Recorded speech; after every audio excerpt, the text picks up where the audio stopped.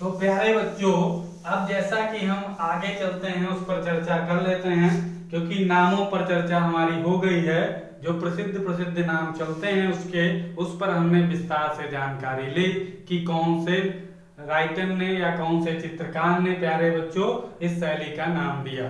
तो अब हम बात करने वाले हैं इसकी जो महत्वपूर्ण विशेषताएं हैं उन पर भी चर्चा कर लेते हैं। तो थोड़ा देखते हैं उसके बारे में, जो कुछ इंपॉर्टेंट चीजें हैं पॉइंट वाइज आप नोट करते रहना। तो अपभ्रंश शैली में अंग प्रत्यंग जो बने हैं, जो अंग हैं, तो अपभ्रंश शैली में अंग प्रत्यंग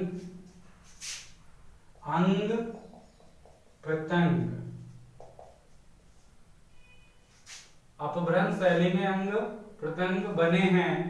तो अगर बने हैं बात आती है तो यहां पर हम लिख सकते हैं कि स्थिर है। एक तो प्यारे बच्चों स्थिर और जकड़े, स्थिर और जकड़े, ये स्थिर और जकड़े आप लोग याद रखना है। जो अपभ्रंश शैली के अंग की बात करता है तो स्थिर और जकड़े हुए। अगर हम और बात कर लें प्यारे बच्चों, तो भारत में जो सचित्र पुस्तक पहली आई थी प्यारे बच्चों, भारत में सचित्र पुस्तकें सर्वप्रथम किस पर बनी थी? तो भारत में सचित्र पुस्तक सर्वप्रथम प्यारे बच्चों कहां पर बनी थी? भारत में सचित्र पुस्तक सर्वप्रथम कागज पर बनी थी, कागज पर बनी थी। अगर हम तीसरी बात कर लें तो यहां पर आप लिख सकते हो कि सचित्र पुस्तक जो पहली थी वो किस पर बनी थी, उसका माध्यम क्या था? तो कागज आप कह सकते हो, जो इसी जैन शैली में बनी थी प्यारे बच्चों। ये भी आप लोग याद रखेंगे। जैन चित्रकला कहलाती है तो लघु चित्रकला, आप याद रखना। जैन चित्रकला कहलाती है क्या कहलाती है? तो लघु चित्रकला, लघु चित्रकला। प्यारे बच्चों, जैन शैली हो या पाल शैली, सब पुस्तकों पर आधारित हैं, सचित्र पुस्तकों पर आधारित हैं, पोथियों पर आधारित हैं, इसलिए इसमें लघु चित्रों का वर्णन मिलता है, इसलिए लघु चित्रकला के रूप में इसे हम जानते हैं। तो ये भी आप लोग याद रखेंगे। इस शैली का प्रमुख विषय क्या है? जैन शैली का प्रमुख विषय, अगर विषय की बात करें तो जैन तीर्थंकर तथा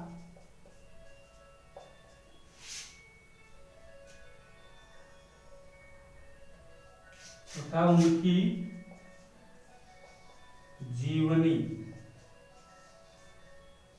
जैन तीर्थंकर तथा उनकी जीवनी इस शैली का प्रमुख विषय है प्यारे बच्चों। इसीलिए इसे तो क्या कहा गया था? जैन शैली कहा गया था। कल्पसूत्र का प्रमुख विषय प्यारे बच्चों, कल्पसूत्र का सर्वप्रथम चित्रण पहले देख लेते हैं। चित्रण किस शैली में हुआ था? तो कल्प सूत्र का चित्रण, कल्पसूत्र का चित्रण किस शैली में हुआ? कल्पसूत्र का चित्रण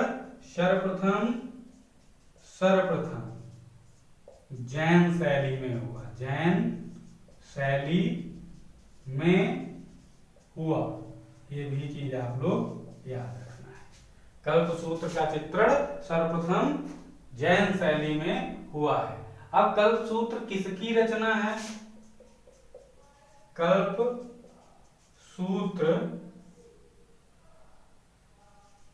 भद्र बाव की प्रसिद्ध रचना है। ये भी क्वेश्चन आ सकता है, कल्पसूत्र के रचनाकार कौन है? तो भद्रबाहु जो थे वो इसके राइटर थे, आप लोग लिख सकते हो। अब कल्पसूत्र को एक और नाम से जाना जाता है, तो लिख सकते हैं कल्पसूत्र को एक और नाम है चित्रकल्पद्रुम।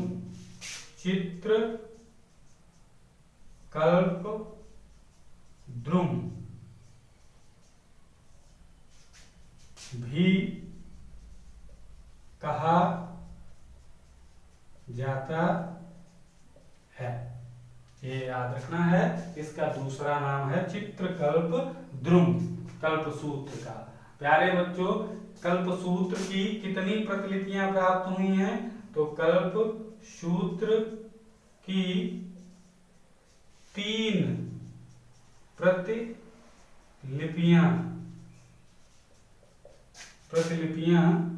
प्राप्त हुई हैं, जिसमें से 2 जौनपुर से और 1 मध्य प्रदेश, याद रखना है। 1 मध्य प्रदेश और 2 जौनपुर से, ये याद रखना है। इस पे अभी थोड़ा चर्चा कर लेते हैं, इसको थोड़ा इरेज कर देते हैं।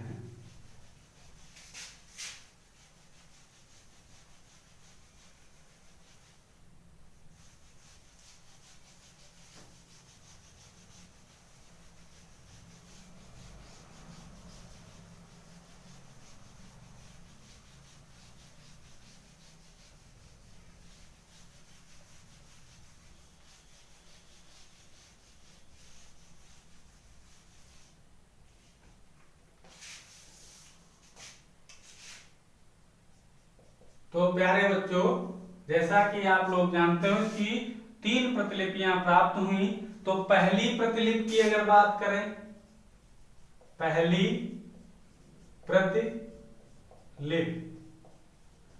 प्रतिलिपि की अगर बात करें हम, तो पहली प्रतिलिपि किस सन में? 1465 की है, 1465 की। और ये कहा? इसके लिपिकार प्यारे बच्चों थे कौन? देवीदास गौड़। इसके लिपिकार थे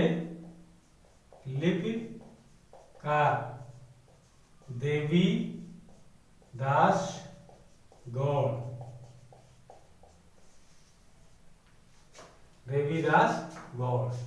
ये जो 1465 की है पहली प्रति, ये लिपिकार इसके थे देवीदास गौड़।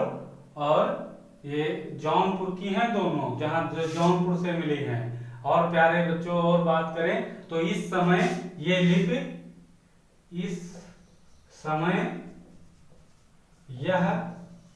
लिपि साराभाई संग्रहालय में स्थित है। दूसरी अगर बात कर लें प्यारे बच्चों, दूसरी प्रतिलिपि, अगर दूसरी प्रतिलिपि की बात करेंगे प्यारे बच्चों, तो ये है 1467 की, 2 साल बाद की, 1467 की। प्यारे बच्चों, ये किसके टाइम पीरियड की है? तो ये कब बनी थी, इस पे चर्चा करते हैं। तो ये जौनपुर के एक राजा थे, जौनपुर के बादशाह, लिख देते हैं, जौनपुर के बादशाह बादशाह थे प्यारे बच्चों हुसैन शाह सरकी। हुसैन शाह सरकी। हुसैन शाह सरकी के शासनकाल में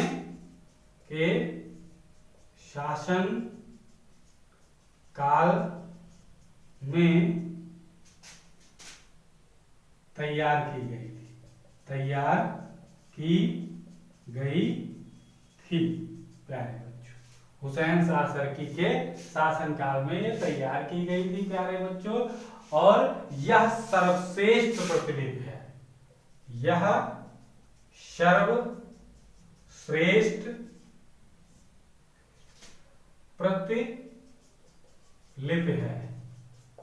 प्रतिलिपि है। क्यों कि यह स्वर्ण अक्षरों से लिखी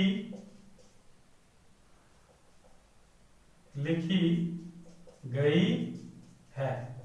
प्यारे बच्चों यहाँ आप लोग ध्यान रखेंगे, पहली प्रति मिली कौन सी 1465 की, जिसके लिपिकार देवीदास गौड़ थे। यह इस समय लिपि साराभाई संग्रहालय में स्थित है। दूसरी प्रतिलिपि 1467 में जो जौनपुर के बादशाह हुसैन शाह सरकी के शासनकाल में तैयार की गई थी, यह प्रति सबसे सर्वश्रेष्ठ प्रति है क्योंकि यह स्वर्ण अक्षरों में लिखी है प्यारे बच्चों। और यहाँ से आप लोग याद रखना है, एक क्वेश्चन आया था कि पाल शैली में स्वर्ण यानी सुनहरे रंग का प्रयोग नहीं किया गया है, जबकि जैन शैली में सुनहरे रंग को खूब प्रयोग किया गया है।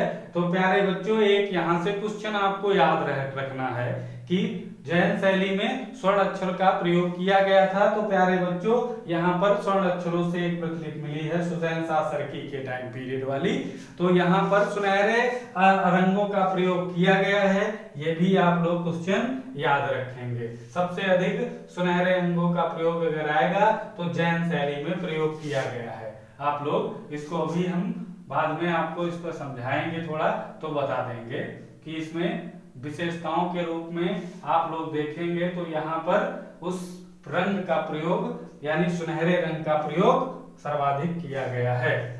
तो ये कहाँ स्वर्ण अक्षरों में लिखी गई है। और ये अगर बात करें प्यारे बच्चों तो ये इस समय कहाँ पर है, तो इसको याद रखना है वर्तमान में या गुजरात में है। कहाँ?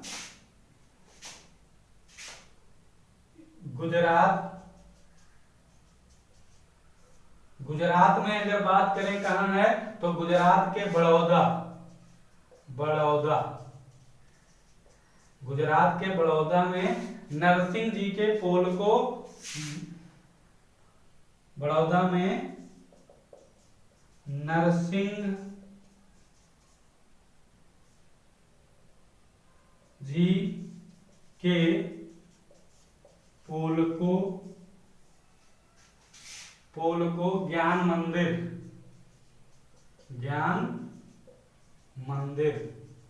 में सुरक्षित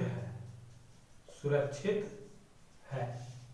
तो यहाँ याद रखना है, यह इस समय वर्तमान समय में गुजरात के बड़ौदा में नरसिंह जी के पोल को ज्ञान मंदिर में सुरक्षित है। कौन? स्वर्ण अक्षरों वाली प्रतिलिपि। किसकी प्यारे बच्चों, किसकी ये बात चल रही है? कल्पसूत्र की। किसकी? कल्पसूत्र। याद रखना है आप लोग। और तीसरी प्रतिलिपि प्यारे बच्चों, यहाँ पर तीसरी भी देख लेते हैं। तो यह 1439 की है, 1439 ईस्वी की है प्यारे बच्चों। ये मांडू बोले तो मध्य प्रदेश। कहाँ? मध्य प्रदेश में प्यारे बच्चों। ये प्रति इस समय अगर मौजूदा हालत में देखी जाए, यह वर्तमान में प्यारे बच्चों कहाँ पर है? तो राष्ट्रीय संग्रहालय नई दिल्ली। तो इसको भी आप लोग याद रखना है। ये मांडू वाली जो प्रतिलिपि है राष्ट्रीय संग्रहालय नई दिल्ली में है, जिसका टाइम पीरियड 1439 रहा है। तो प्यारे बच्चों, इसको थोड़ा इरेज कर लेते हैं, फिर बात करते हैं।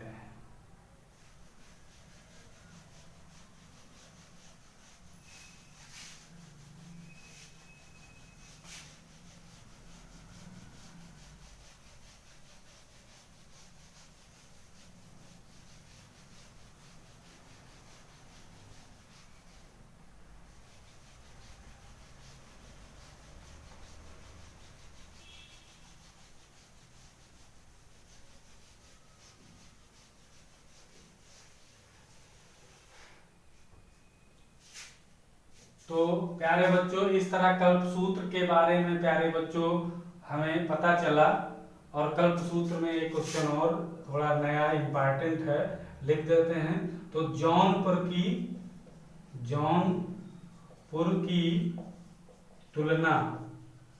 तुलना प्यारे बच्चों, जौनपुर की तुलना ईरान के कला केंद्र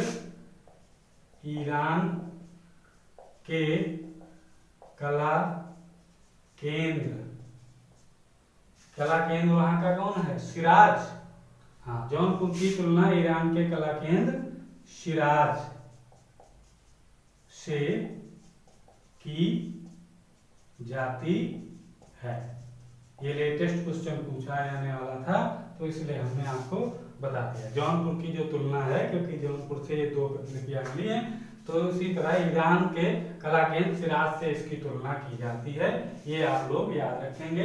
इस प्रकार कल्पसूत्र से संबंधित सारे आपके क्वेश्चन इसी में आ गए हैं। अब हम बात करने वाले हैं जैन शैली की अन्य विशेषताओं पर। तो लिख देते हैं जैन शैली की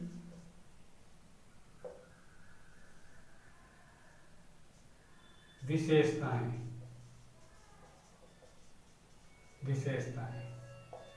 तो जैन शैली की विशेषताओं पर अगर हम बात करें, तो सवा चश्म चेहरे प्यारे बच्चों इसमें भी थे। सवा चश्म चेहरे जैन शैली की विशेषताओं में याद रखना है, सवा चश्म चेहरे थे। परली आंख थी, परली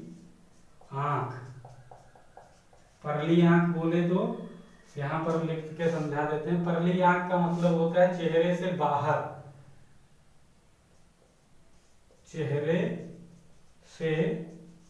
बाहर निकली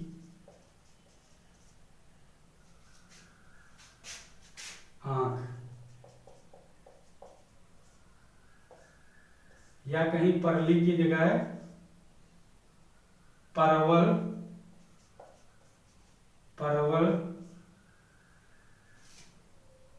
के जैसी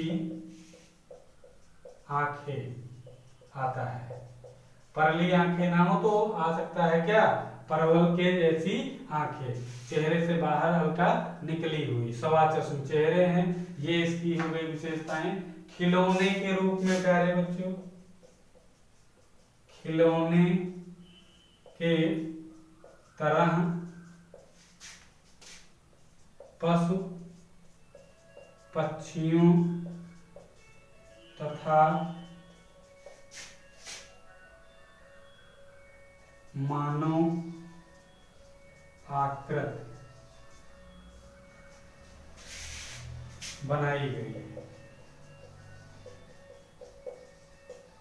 यहाँ जो प्यारे बच्चों याद रखना है, जो पशु पक्षी की और मानव के जो चित्र बनाए गए हैं प्यारे बच्चों, वो खिलौने की तरह दिखते हैं। और इसकी तुलना गुजरात के वो गुड्डा गुड़ियों से की जाती है, कठपुतलियों से की जाती है कि ये कठपुतली लगते हैं। तो इसीलिए खिलौने के तरह पशु पक्षियों तथा मानव आकृतियां बनाई गई हैं। आप लोग याद रखना है कि कठपुतली के रूप में, तो बिल्कुल खिलौने छोटे बच्चों के नहीं, गुड्डा गुड़िया जैसे होते हैं, तो वैसे ही इनको दर्शाया गया है प्यारे बच्चों। तो ये आप लोग याद रखना है। अनुपात से अधिक लंबी नाक है, अनुपात से अधिक लंबी नाक जिसे लिख सकते हो ब्रैकेट में नुकीली, नुकीली भी लिख सकते हो, लिख कर आ सकता है, अनुपात से अधिक लंबी होनी चाहिए। और अगर बात करें तो ठुड्डी चपटी हुई, ठुड्डी चपटी हुई, चपटी हुई, ठुड्डी बोले तो ये वाली, ये ठुड्डी, ये चपटी हुई, बिल्कुल आम के गुठली के जैसा चपटी हुई प्यारे बच्चों, ये मिलती है। तो ये भी आप लोग याद रखना है, ठुड्डी जो है वो क्या चपटी हुई है। और अगर बात करें तो आंख की पुतली की जगह बिंदी, आंख की पुतली की जगह बिंदी का प्रयोग, बिंदी का प्रयोग। आंख में काली पुतली नहीं दिख रही है प्यारे बच्चों, इसकी जगह पर काहे का प्रयोग करते थे, तो बिंदी का प्रयोग प्यारे बच्चों करते थे। काहे का, बिंदी का। अगर और बात करें तो बिंदी का प्रयोग हुआ अप्राकृतिक रूप से उभरी हुई छाती,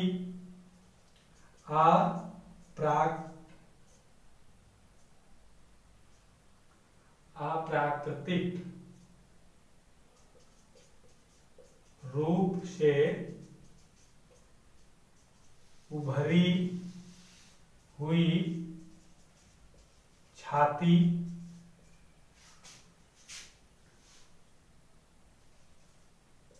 और अगर बात करें तो कमजोर लिखाई लिख सकते हो, कमजोर लिखाई, कमजोर लिखाई भी इसमें एक विशेषता के रूप में आता है। प्राकृत दृश्यों की कमी, प्राकृत दृश्यों की कमी प्यारे बच्चों। चटकदार रंगों का प्रयोग, चटकदार रंगों का प्रयोग या प्राथमिक रंगों का प्रयोग, चटकदार रंगों का प्रयोग या प्राथमिक रंगों का प्रयोग प्यारे बच्चों। और सुनहरे रंगों का प्रयोग, यहां पर लिख सकते हो सुनहरे रंगों का प्रयोग, सुनहरे रंगों का भी प्रयोग मिलता है। पाल शैली में नहीं मिलता है लेकिन जैन शैली में मिलता है। तो सोने का रंग अत्यधिक प्रयोग हुआ, सुनहरे रंग का प्रयोग सर्वाधिक लिख सकते हो, सर्वाधिक प्रयोग हुआ है। तो ये इनकी कुछ जैन शैली की विशेषताएं थी जिनको आप लोगों ने देखा कि सवा चश्म चेहरे थे, परली आंखें थी जो चेहरे से थोड़ा बाहर परवल के समान आपको दिखेंगी, और खिलौने के तरह पशुपक्षी और जो मानव आकृतियां बनी हैं, लगता है कि ये गुड्डा गुड़िया जैसे छोटे बच्चों के खिलौने होते हैं उस तरह की है। अगर अनुपात से लंबी नाक है, जब अनुपात से लंबी नाक होती है तो वो नुकीली हो जाती है प्यारे बच्चों, तो नुकीली नाक हो गई। ठुड्डी आम के गुठली की जैसा चपटी हुई ठुड्डी होती है। आंख की पुतली की जगह बिंदी का प्रयोग कर दिया जाता था। अप्राकृतिक रूप से उभरी हुई छाती, कमजोर लिखाई प्यारे बच्चों, याद रखना है कमजोर लिखाई भी इसका एक विशेषता है। प्राकृत दृश्यों की कमी है।